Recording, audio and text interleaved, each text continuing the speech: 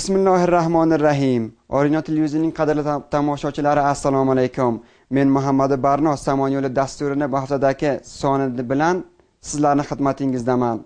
Afg'oniston davlatining so'nggi 10 yil jarayonida qo'lga kiritgan asosiy yutuqlardan biri mamlakat bo'ylab ma'rif sohasida olib borgan faoliyatlardan iboratdir. Mamlakatning ayrim uzoq hududlarida joylashgan mintaqalarida maktablar o'quvchilari turli muammolar bilan ro'para bo'lishiga qaramay, lekin afg'onistonlik maktab o'quvchilarining katta qismi bugun o'quv qurollari bilan jihozlanganlar. Mamlakat farzandlarini bilim saviyalari oshirilishi uchun davlat maktablaridan tashqari yuzlab xususiy maktablar ham mamlakat bo'ylab faoliyat olib boradi. Mazkur xususiy maktablardan biri Afg'on-Turk oliy lisasidir. Ushbu lisa ancha yillardan beri Afg'onistonning ayrim viloyatlarida faoliyat olib boradi. Nozilo Kobuldagi Afg'on-Turk lisasining 10-sinf o'quvchisi. U bilan hamkorimiz Abdusamad bir qisqa suhbat o'tkazgan. Birga tomosha qilamiz.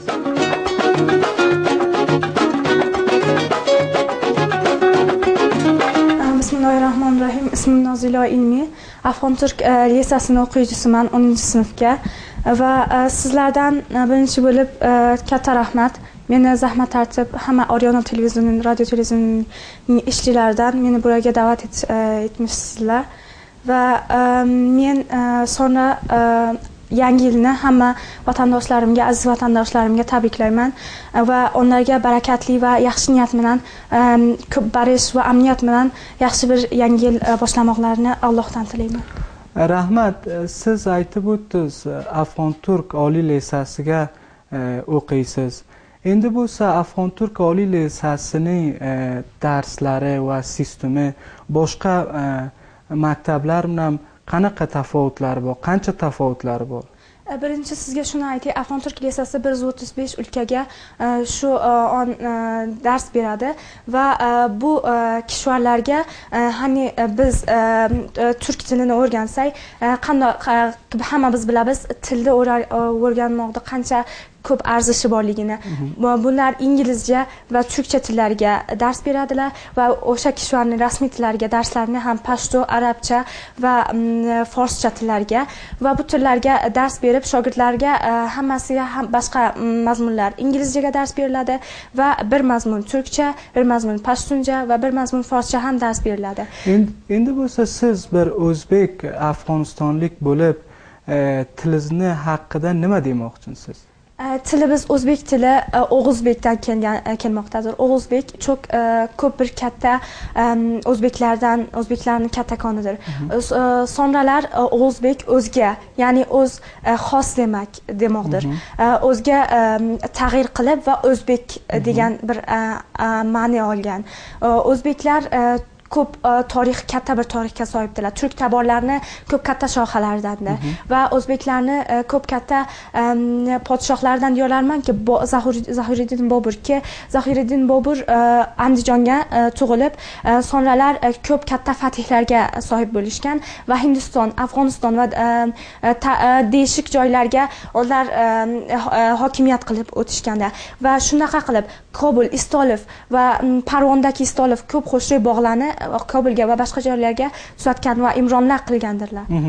Afg'on-Turk oliy lisasiga 10-sinfda bo'lib nechinchi darajadasiz va buni aytingki, maktabdan sonra forig' bo'lib nima barnomalarga amiqan o'ylagansiz? Afg'on-Turk lisasi ko'p zo'r va ko'p qiyin bir lisa. Buni har kim o'qimoq uchun ko'p katta yemaklarga sahib bo'lishi kerak. Ko'p katta bir bilgi va ilm sohibi bo'lishi kerak. Albattaki bu maktabdagi shogirdlar ko'p loyiq va ko'p ishlayib, ko'p dars o'qiydilar. Men 3-darajaga sahibman sinfga va men forig' bo'lgandan nari o'z tildoshlarimga katta xizmatlarga qo'l urmoqchiman va bu xizmatlar soyasiga men huquq rishtasini davom berdirsam maktabdan sonra.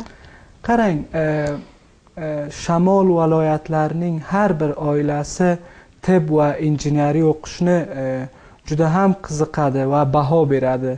Sizga nimangiz sabab bo'ldi huquqni saylasangiz va o'sha yo'lga ketmoqchi bo'lsangiz? Afg'onistonga birinchisi o'zbeklardan vakil xotinlardan qarasak ko'p kam va xotinlar hokim bo'lish xohlaydilar, qozi bo'lish xohlaydilar, ammo ko'p kam va o'zbeklardan ham kadr kam bo'lgan. Men xohlaymanki, na tanho doktor, injener, bo'lgan qozilar ham, yaxshi vakili difolar ham bo'lsa. Ko'p yaxshi. Bir narsani aytib o'tdingiz, Afg'on turk lisasida qaror bo'lsa bitta shogird bo'laman desa, ko'p me'yorlar bor, asosiy me'yorlar bor. Boyat ularni ko'rsa, u me'yorlar durust qaysi me'yorlardir?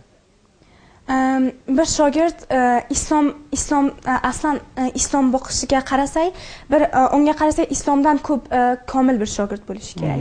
Axloqli va tarbiyali bo'lmog'i lozim. Sonra darslarga inglizchani full bilmog'i lozim. Turkchaga o'shancha loyiq bo'lishi kerak va uni bunga kuch yetishi kerakki, olimpiyatlarimiz bor. Jahon 135 o'lkamdan biz ketib Afg'onistonning kulturini sargilaymiz va o'rga tomoshachilar keladi hamma dunyodan. O'shani qilmoq kuchi kerak bir shogirdga. To ketib ularni idora qilmoq uchun ko'p qiyin bir shogird va ko'p disiplinlari bor bu maktabda. Ko'p yaxshi.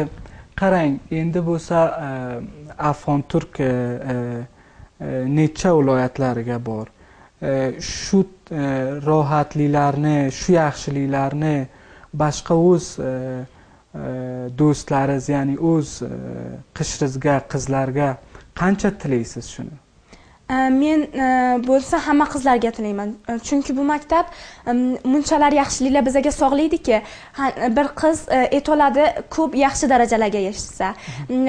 Men davlat maktablarga ham o'qib kelgan bir shogirdman. Davlat maktablariga durust ko'p yaxshi ustozlar tavajjuh qiladi, ammo bu maktab ko'p bir farqli vajadan shogirdlarga tavajjuh qiladi. Bu maktab Mazar Sharif viloyatiga, Nangarhor, Herot va tozalikka Qandahorga ham tuzalgan. Ko'p yaxshi layliyalar bilan, layliyalarga ko'p yaxshi omuzishlar beriladi shogirdlarga. Ko'p yaxshi.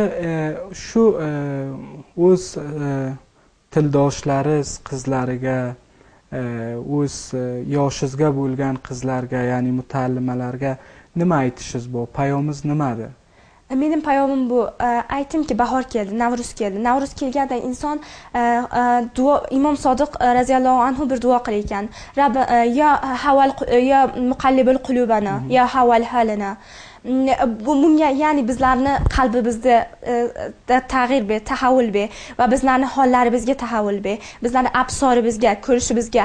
Inson Navruz kelishi bilan boqadiki, qishga hamma narsa o'ladi, ammo bahor kelishi bilan hamma narsa bir tozalik oladi. Javonlar ham, yoshlar ham o'zlarini kelishtirsinlar. Kuchlarini ishga taylayib va yaxshi ilmlarini ko'paytirib, qalblariga değişiklik va ko'rishlarini tag'yir berib, ko'p yaxshi bir zindagiga boshlayib, darslarini hammadan avval darslarini o'qisinlar. Dars bu insonni bir yerga yeshtiradi va undan sonra o'zlarining tillarini va hokim bo'lsinlar o'zlarining.